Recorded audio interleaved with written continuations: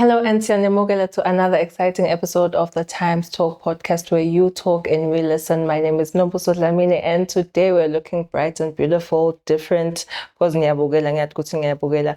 Firstly, ngicela ukubonga Likhaya Homeware down at Ezulwini by Kona Plaza for providing us with this beautiful decor for this session. And namuhla, we have a very special guest. Ngicela nilungiseni ukuthi ndawujayiva. I'm not promising, but in advance because we have a multi-award winning gospel sensation from Lakhaya. Lawampuna Africa wonke because ubithe African gospel artist akhona. Nothando Hlophe. Kunjani Nkosi?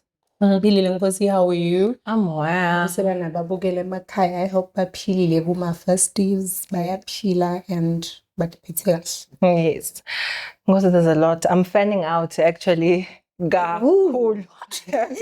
I'm fanning out kakhulu, but I think sitawungena kuleli nikwatiko lenifuna sikhulume ngako. But firstly, ngicela usingenise ukuthi how do you become Nothando Hlophe, the gospel sensation that we know today? Ungene njani nje ku music? Nkosi yami, I think icishe sonke ngekufanana kwethu siyafana vele ikakhulu be gospel, ma gospel artist. Okay. Kusisuka emasonveni. Mina ke angathi ngase ngiyathanda lokho. I think ngibe girl for the longest time. Okay. So kanyalo sengingimake webona. So yes, I'm just a girl from Gopikuki. Ngidalele enyakeni le emakhaya. But ke ngakhulela kaLobamba. Okay. Yes, kaLobamba. And then ngingumfana ke lo beka very very shy. But angiphikisa. Okay, nanyalo ngishaye ukuthi nje uyabona uNkulunkulu wasingelela umusa. So uyasusa leli dvendwe leli lapsweni bami. Nangifika ngithi fast forward to maybe sengina 15 16. Qala ke esontweni lapha eLobamba Christian Fellowship. Umfundisi wami abeyaye athi maye unelive lelihle lapho live lami yenkosi bengisinangikhuluma ngase kubuhlunguleka sanibangani mase athi umfundisi unelive lahle into ukuthi lihle leli ngokufundisana ke lokho nkosi ukufundisa ukuthi sometimes abantu labadala bayakhona kubona li talent or info lonayo wena ngaleso sikhathi lo ngayibona. Started singing ka praise team. I think I've said this a lot of times. Bengithi nangihlabela ke mina nangabe kumele sibuhele ngibukele phela ngithi ngisaba abantu ngibukele emuva simfundisa hayi uma nokuqimete ke lokungenani bese ke soyahlabela live iphume ke kube ngconywana. I think fast forward to that ngifunze ephumelele my form 3 bangikhohlwe esikoleni eSt Mary's, not because ngengithe Bengisafuna ngena kuthi boss. No benginemahunga ngifika nje esikoleni benginemahunga na ami mshembe ngasiba no. Okay. Bengimahungana njena uyabona nje uve ngathi so igel so yathelethe labo mede bayibangibonga eSt Mary's bathi girl bye awuva kakhulu ngaya babe ngaba nenhlahla ke babe wangithatha wangisa kumathapha nangifika kumathapha bekunema auditions. Ngiyakhumbula nje ngiya kuma auditions bese yaye like ama idols siwabukelawo eSouth Africa. Okay. Nangifika khona ngibeve bani bahlabela ngithi uNkulunkulu wami inze ibuye lento ithi no phela wena unelive leli hoshoda. Yes. Unje bahlale bahleka utawukhona kuhlabela. I think ngahamba ngafika kuma top 10. Sahamba ke saya eRoyal Swazi. Okay. Sikwabanjwa ema finals. Ngiyakhumbula nje ngalelo langa kwawina Sinethemba. Anganoma Lakhaya Sinethemba Dlamini noma kwawuzeva ngisiko show Sinethemba Dlamini wawina. Main sponsor wethu ngaleso sikhathi bekungisizwe zakho. Okay. He is I think a big well-known artist in South Africa. So I think Bomam Rebecca baphuma phasi kwakhe a lot of South African main sponsor yethu ke ngalelo langa bekungisizwe zakho. Ngabona ngathi mina mama yabona ema competition ngiphinze ngajoyile ngakhala busuku bonke But Nkosi wongene wadi ukuthi le live aligaqi but bosobambelele nje emagameni emfundisi. Nkosi phela sometimes uyabona nje nawe nasobona besibanyandi kakhulu. I think besibali like bo 500 so ngacabanga ngasina sing 500 every week kuphuma noma 5 Okay. noma 5 sesikuma top 10 bese ngibona nami sengiyorekhoda vele sekungene ngani ke also lokunye lenkufunza konyalo ukuthi uNkulunkulu uba nesikhathi sakho nje lekuthi utakuniketa isikhathi sakho sekuthi ushine akunanzaba ukuthi bani uthi 10 bani wende njani bani akakufuni nasakuniketile nje uyakuniketa athi inothando uhlophe 2025 utawurecord emavuso ube nemvula enkulu lenkulu kakhulu nawe longayi understand uthi nawubuka emuva uthi hayi man ngoba nami ngihle ngitincinda nje labanye ngebetheme but ngitincinda kamuthi what's really happening wow mean so ke ema auditions angizange ngiwina ngalelo langa but and then kufike ke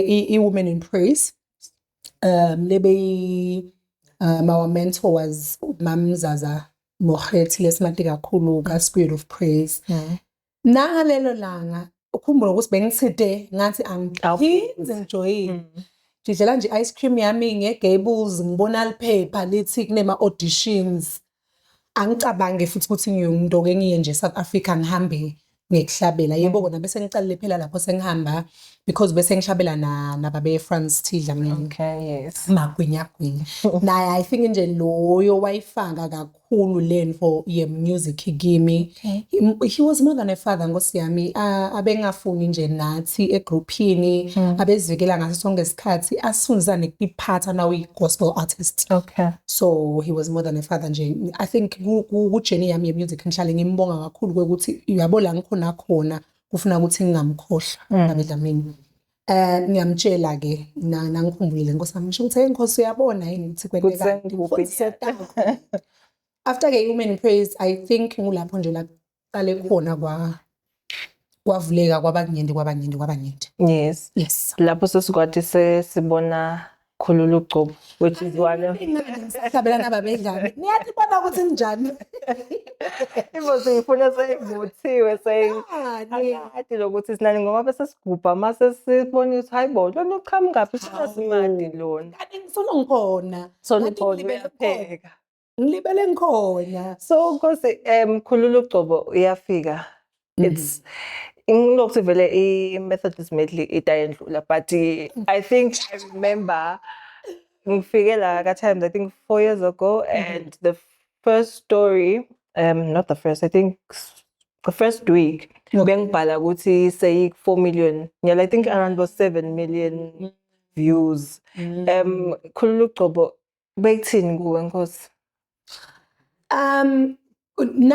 nangiwina lama auditions in lakhaya then I package yakhona was indawo ya South Africa ngijoine some ladies lebengihlabela nawo ngaleso sikhathi there were 3 I was the 4th one and then mentor yethu bekungumamzazi I think inanjana yakhona beyithi nje asekuhlangane ema girls bashumayela so nangifika mina bese bavele baqalile ngema rehearsals kunabhuti lakhaya siyabonga sukade umfundisi siyabonga sukade uyabhala vele I think ngaleso sikhathi bekabhalela iSpirit of Praise Khulula Ugcobo Nkosi yami akasiye wami ngabhalelwa nami inhlanhla nje ukuthi ngabhalelwa ngumuntu wala kangwane bekabhalele ke mina Nkosi abebhalele iWomen in Praise njengoba ngishido ukuthi uNkulunkulu unetimvo takhe nje latendako lesingathi conzi ngaleso sikhathi nangifika kwathiwa no actually le ngoma asiyinikete the Swazi girl ngathi ngiyadlavela lengoma Nkosi yami yazunda ngabe ngidawuthini also lokunye I think lengihlale ngikusho ukuthi ukhumbule these girls that I was with namamzazi ngibabona ku TV here I am with them now ngise starstruck ngisathi sasa Thando Makapeni man ngisathi uyebonile ngabe ngidawuhlabela Dona Liva lisaphuma ngathi Liva lisaphuma but nje uNkulunkulu shemo wangendela umusa sa practice sa rehearse then we came to Eswatini to record and then waba mkhulu ke Khulula Ugcobo just like that and I think Khulula Ugcobo at that time bekuyi season yakhe because ingoma ngingayihlabela mina. Uyihlabele wena ukhanze ukuthi yisizini yale ngoma noma siyihlabele sibe ngi7 ngaleso sikhathi. But naNkulunkulu ngaleso sikhathi abeke nombuso ukuthi ngifuna nje athi nje nakathi uyavula nombuso umlomo athi nje khulu gobo. Ivele nje yento umehluko. Sengibona ngala comments phela lo sesibhedlela lo munye asibeka kuphi la khulu waligobo waphiliswa lo munye wabanjani. Ngiyabona ukuthi kuyangena kancane leyo bengintshela kona le concert yethu. Continue watching and kwafika yebo. One of my favorites. Bona ngisazama ukuthi Nkosi yami ngicela naku but kuyeda sokutala okunye kakhulu kunalokunye kepha ngikanti kuyeda Nkosi. Tshele phela ungamfihleli. Tshela nomphakathi lomdzala ukuthi lalela bra. This is what I want and ngifuna ngifuna ukuthi mkalele. Na ufuna nje 1 million vele usho uNkulunkulu usufuna 1 million. Angithi wena ufuna ukuthi ngifuna kwakha indlu. Manje uNkulunkulu ufuna kubude ukuthi ufuna malini. Ngitshele nje ukuthi lapho ngicela 7 million. Uqhubeke lembili ngicela ke ama-twins, ngicela umshado, ngicela ama-twins, ngicela i-omot like ngitshele ngicela ukuthi ngikanti ngidaba specific Nkosi ngoba mina bese kuthethe ukuthi laba mfana kanti kumele bete nalabo baba. Manje ngikanti bete nalabo baba but ngikanti ndayilungisa Nkosi. Umtshele ke uNkulunkulu ukaSo uyathina siyakhuluma inkinga yethu siyamlimit. Waze wamlimita ke vele uyati yena but ufuna ukuthi umtshele ngathi nje ungaba silinyana na ufika kuNkulunkulu donse isitulo uhlala kunjani usibekele lesinye ngale usibeke ngale ukhulume ngathi ukhuluma ngiyambona bra phela ngeke mina ngiyahlabela mina nginothanda hlophe abantu ngeke bese sobukisa ngami evini lakho uzite cebo lakho kufuna ukuthi lifezakala tawufezekala kanjani nakungaphumeleli lokhu lengikufuna ko namhlabeni ngoba ngisasela emhlabeni kwamanje so bantu kufuna babone la kimi ukuthi uNkulunkulu wakho uyaphila ukhona. Yes. So the song Nkosi, what was the inspiration behind it? Ithini kuwe? Yebo. Sengikhumbule Nkosi ngami sengiyedinga ingoma inkumbi yathi ufuna ngikade vele ngakunye. Yebo ke phambi kwendeke I was not even married. Okay. Ngabela yebo yathi. So vele wa receive Nkosi? No mina nga-receive konke. No mina ngathola konke futhi ngeluhla lwakhona ngathola nje konke I don't wanna lie. Okay khona ngifuna kunyalo but yeah. Usatobeka stulu. Yes. I think more than anything nyalo for at that time mase recorder besine pressure yokuthi thina we want to do an album. Okay. Yes, angikhulume nje liqiniso ngoba iqiniso liyakhululana. But kuhambe kwahamba and then it came for ema vibes ukuthi yebo you know. And then kuhambe kwahamba ngafunza ukuthi vele uNkulunkulu uyamtshela umbikela konke nangempilo yakho nje netimpo letincane noma uphuma endlini uyaka times ufuna umbikela. I mean nginedingo phela lo 5 minutes nje ukusuka lapha manjolo utela the smallest thing lo ngaqabanga ukuthi ala ufuna ngimbikele so bese ke soyamnxusa ukuthi Nkosi nanoma sowendile mina bengisacela naku bese nje soyakwenza ngamukela ke Nkosi yami ngamukela bantwana Angikho ngana bathi nje ngamukela Nkosi yami ngamukela well namunye bangazi banifana namunye ngamukela no shame ngamfola beautiful handsome boy. Yes Nkosi, and then there's a big break. Yes. Mina when I listen, when I see, and also I was at the live recording Methodist medley. Funny because yes, it's better sithatha ngazuthi the one big song, it's the whole album of the New Dawn. Yes. And cause angivamisi ke kuma gospel events. Angibengingavamisi ukuphanga.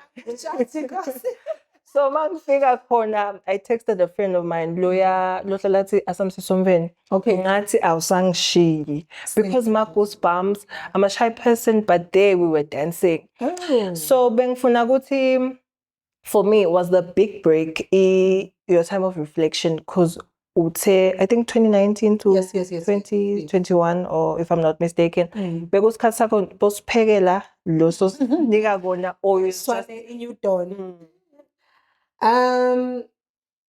although ngingathanda ukukhuluma ngako kakhulu, but I think ngingakufaka kokuthi 2019 I got engaged. Okay. And then got engaged, got pregnant, then I had a baby. I think la ngenze khona mina kunemihambo yakhona, so bengisakhulisa umntwana at that time. Okay. For 2 years. Okay. And then COVID happened. Yeah. Because after I think wami umntwana nakana 3 months, we had COVID. Emva kwaloko, yeah. And then COVID happened, but kwangisita ke lokho because liqiniso ngidawukhuluma ngebantu begospel, angikhulume ngami nje mina wegospel. Sine inkosi ekushumayeleni kwethu siyathulula, so you need time. Njenganyalo nje ngibusy nge-Methodist, I'm everywhere, nami ngize ngiyakhathala kanti phela ngishanyele emabala lapha eHome Affairs. Yes. So now kuyasingakala nokuthi ubuyele ekoneni lakho kuleyo plug yakho ngokuthi inkosi, am I still doing it noma sengihamba ngale fame noma sengihamba ngani, and abantu labaphiwe bayeva ngalesikhathi le envo yasekhaya ezulwini seyingasekho. Okay. And nawe now ubuyela kule plug yakho, mine yami plug iNkulunkulu, so now ubuyela uthi inkosi ngabe ngisenda kona yini kusesekhona lelifushana lelikhona, noma ubuyele nje kuye uthi inkosi ngeda because I've poured out. Ngicabanga ukuthi kwangisida, ngahamba ngabuyela kuNkulunkulu ngathi inkosi, I think I am okay now, I'm at peace, ngiright, umphani khona lebe ngimcelile, so right, ukhulile, ngicela ke kubuyela ngiye ka music because I think mina ngingagula. Sengingasahlabele nje 5 months. Oh my God, ngingasangana ingqondo. So it was my time kahle kahle naNkulunkulu. And I hope babukele emakhaya sebangiqolele ngoba laba bangibhalela. Bathi wena na iNew Dawn. iNew Dawn ubonile ke nawe iqukethe Everything. Inako konke. Futhi noma ngilele angisabi nje, noma ngilele angathi ngoba uyaye uthi nawe ne-album leka so mina nje yalo angisekho ku-New Dawn, sengithi the next album, The next one. what am I going to thulula phela manje. Yes, I think because it's one album lengasho ukuthi ikhuluma ina messages lamaningi yes, for different people for different situations. yes. There was one time la bengibuke khona from TikTok ngangena kuyo sengena ku Methodist medley, and then sengena kuletinye ngiba like hayibo yathi lana this one shining so much ivalela letinye because there's so many more, but ngifuna ukubuta the inspiration behind a New Dawn and ithini kahle kahle, what's your message to the people ngayo? Yo, my message is inkumbi kakhulu. What I did also lenye kulanza bantu la bebakhona ka music industry kakhulu, like Faith Kanye Lewandowski, ngikhule ke mina nje ngithandzela Glory of the Last Days, ngimlandzele nje wayo for the longest time, and kuvuma kwakhe kuta ku New Dawn, yo cabanga uhlabele nemfulo yife, ngiva ngathi mina ngiyife bese uba naye nihlabele nababili ngathi nje ngima bese ngiyambuka ngithi mama ayibonile. My messages akhona inkumbi kakhulu.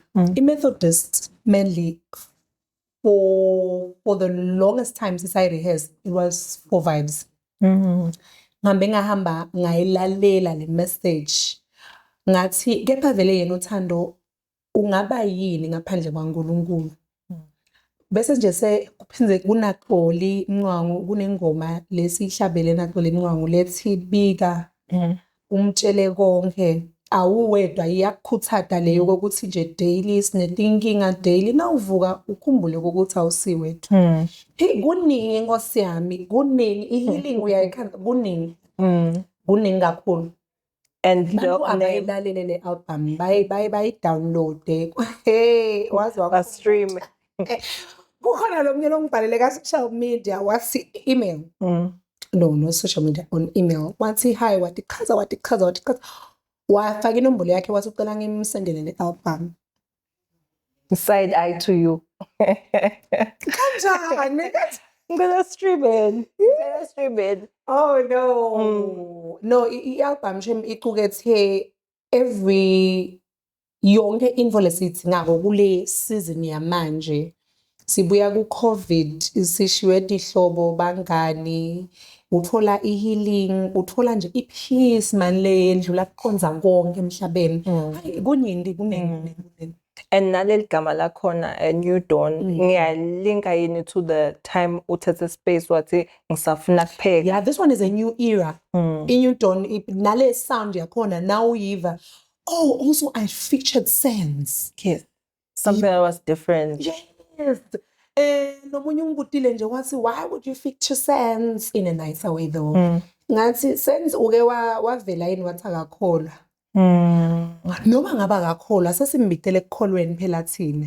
But akakasho Sense ukuthi akakholwa. Sense uyakholwa mina nje ngimathi for the longest time angiboni wekukholwa vele. Yes. Shem nekuthi ke kule album lena what we did was besifuna kutshengisa nje eMaswati ukuthi we have it lakhaya. Sinayo yonke. Ungabelieve ukuthi lento lebeyilapha most of I think 70% of yonke info was from Eswatini. I think I heard about the production and I was amazed because bengibona ama camera ceiling ehla anyuka. Something I've never like 70% from your backup singers. I only asked for 3 people base South Africa because ngiva ngazuthi ningangijudge internationally. No ngendlela ema-gigs nekuthi phela nabo basifundzisa something from South Africa babuye basithelele yona but nje 70% of yonke lemvo lebeyendeka was from Eswatini, which is I'm giving us as Eswatini people a thumbs up. Yeah, ngoba ile info lesihlupha kuthini ukuthi sathi ukuthi yonke info lenhle iqhamuka from other countries, not even South Africa. So kukhuthaza futhi kubafundisi kubazalwane kubantu baseswatini ukuthi let us use us. Asiqale la khaya lepo itobona abantu ukuthi oh no Eswatini guys mina ngiphumile la ngaphandle ngibonile angithi nani niyadesaba wena nje bosodubile sotshela ukuthi awusabuyeli inkosi yami kubashayi nekudinga bata but sinako sonke phela sinako sonke and I mina ngiyaye ngithi as long as ngisaphethe lenvo angeke nje ungibone ngigibele stage kubuyati nangiyohlabela na ungabita ubutelele ngihamba nabo ngiphathwa ngumkhamo babathi hayibo Nkosi no ngiketene manje no ngicela lapha no ngicela lawo kusaba nje akujwayeleki. I know maybe it's too soon but Nkosi khona yini losiphekela kona Sasesuthi ngeke but ngicabanga ukuthi kukhona lokuyi-launch because I believe ukuthi kufuna phenze futhi sibuye si-launch la khaya and then sesingakhona-ke kubekela ngaphandle to Joburg, to Mpumalanga maybe, to Durban. Yeah.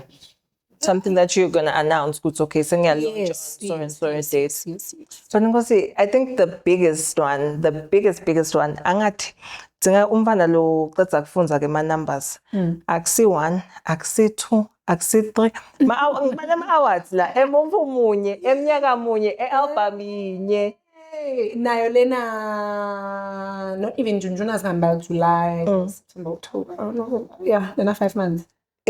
Sho ukuthi lama awards are more than le album yona because ngifola eSwatini 3 eSwatini yes. And then 1 nakhona kubongoma bengakangeni because kune certain time le kumele ukuthi ingoma uyi-release and then maybe kufuna ukuthi uhlale maybe le album ihlale maybe for 3 months I'm not sure 3 or 5 months okay. And then kunkhani ke ungangenela ma awards ngabe uthe le ngakawawini ngilengakawangeneli ngiphela nathi okay But tell me, how did you feel, especially kule Best of Africa? Gibela stage, uthatha leyo ibukwe ngilabaningi I kangaka. cried actually. Did you have any tissues? Well, ngikakhuluma qiniso bengingaka uyabona na usuka ekhaya wati kwekuthi nalabantu lebengijoyine nabo ke la beba Nominated. No, they're big. They're very big. And also benginamunye walakhaya Siphiwo Ndoni. Yes. Now he's been on the music industry ukhumbule mina ngithatha break. Yeah. So, no. Bengisolo ngijole nje the whole awards ngihappy bengihlele eqeni kwaNozipho Phiri sipha umsindvo. Hey, nasekuthiwa Best of Africa ngabhaqela kuye ngathi, "Oh my God. What? No, you're gonna take it home." Ngathi, "Hey, what if abambithi laba?" And then no shame when nalendlela labangreceive ngayo ukhumbule besingekho lapha when in Durban. Yes. So labangreceive ngayo ngathi nje nangiceda unanginyuka they sang iMethodist ngathi vele kuba abaniketanga le Ayibo kanjalo. Fun fact nale bengijoyine ngawo kuma awards was not Methodist la beyingakaphumi bekuyisithumela wena. Oh. Yes.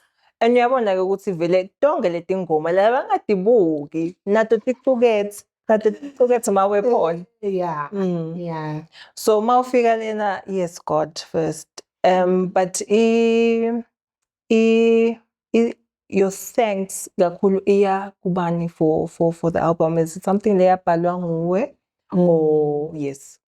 Ku-album Nkosi Yami, I think uNkulunkulu kuqala because mina I'm one person lo yaye athathise vele uNkulunkulu ngisho ngathi plug yami iNkulunkulu angikhoni kwenta something ngaphandle kwaNkulunkulu ngithathisa kuye noma ngibona ukuthi lana ngivele nje ngiyeNkulunkulu vele for me it was God.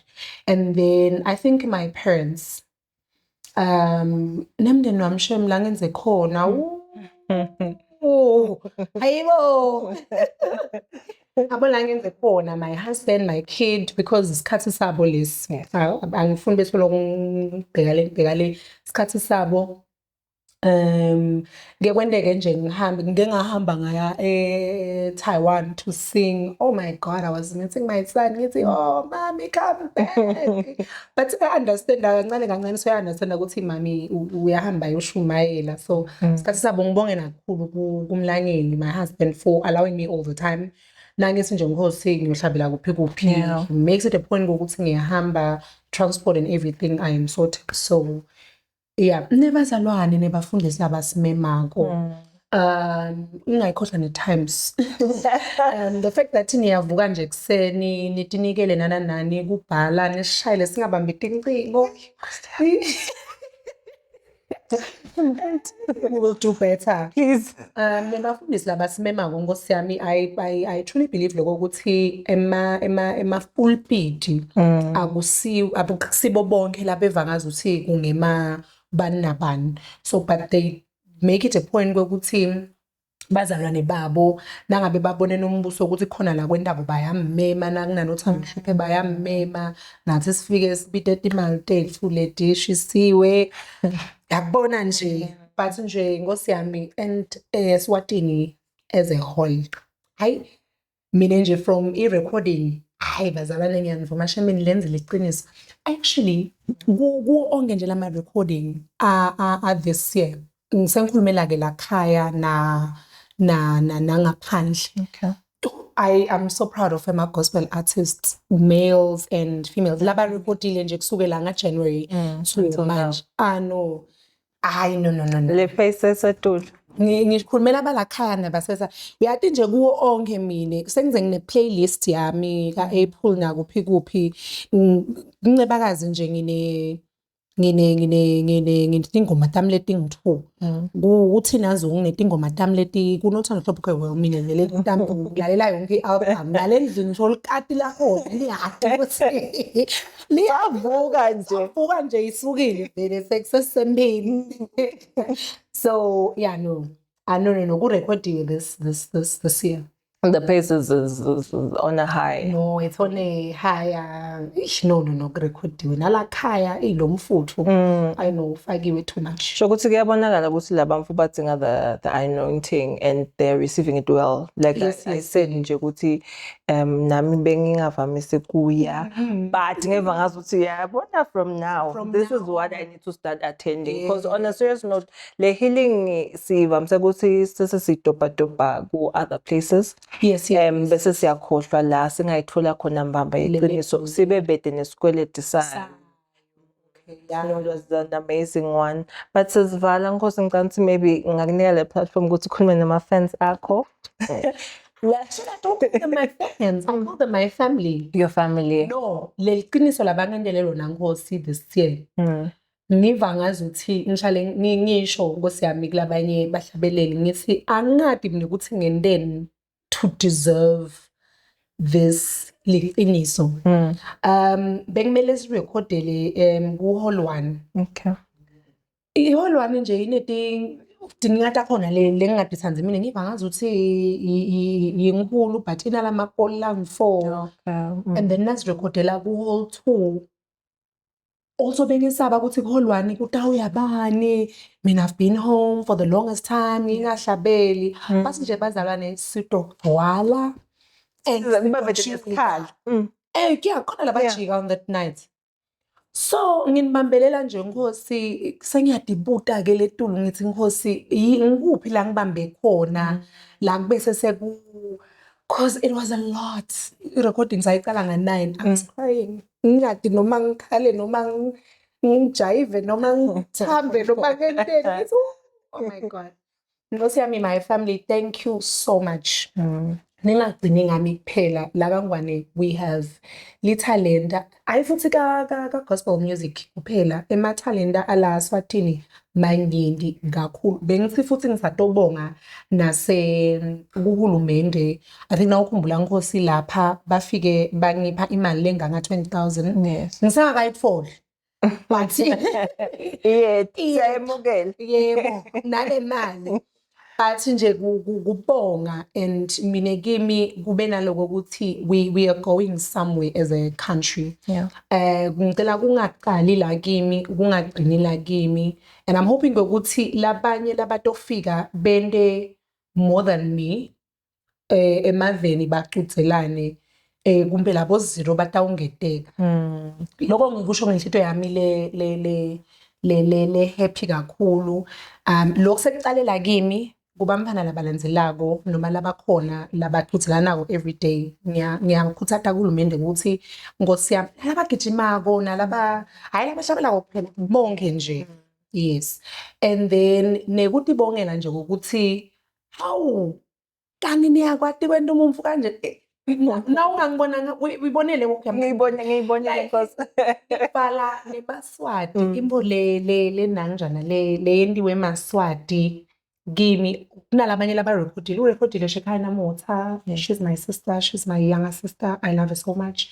Bamsupporta. Yes. Urekhodile Bongi Nxumalo naye nje ngomfana nami bekugcwele like chubekani mina bazalwane uyabona ngalesikhathi wati ukuthi usuka eveni lelinye na ufika kulele linye kude longathi kuyakuphazamisa endleleni because you're okay uyathi ukuthi phela mina ngiqhamuka eveni lami laba ngisupporta khona usiniketa kuthiwa yini umfutho na uvuka nje every day uthi kunebantu laba ngisupportako nekufaka nayo naye ke ukuthi since sesila ku ndawuthi mabom ku limelight ikakhulu kulaba betenkholo thine kwethu sekude lemvo yeke ukuthi uyangibuka nombuso ongibukani thine vele sidingenele thine sesidonsa ke litrogo sekufuna umande indzawo la ukhona bantu lokhuluma nabo ayikabi but nje dimvule kumele utigweme because kunebamfana laba who are looking up to you. Yes. Udonsa nje litrogo lakho na ukhanzakala usemgrooveni lala bamfana batawuthi lala bakhona batawuthi anothando ngimbonile lapha so Lana. Kunahani ya sekunetibonelo kumele utigweme kahle kahle ngikhulumela laba ka gospel please Align. please. So thank you so much Nkosi for honoring the invite. I think ne family yakho iyabonga kakhulu kuva. I think le concert center ibona nge-launch. Nive bataliva kahle nge-launch. Uyabona nje bazalwane noma ngafaka emandla kakhulu it will be bigger and better. Mina ke ngikhule ngingumuntu my mom usesekhona. Okay utawukwazi ukuthi ngikhulume ngaye but nje yawo utangixolele.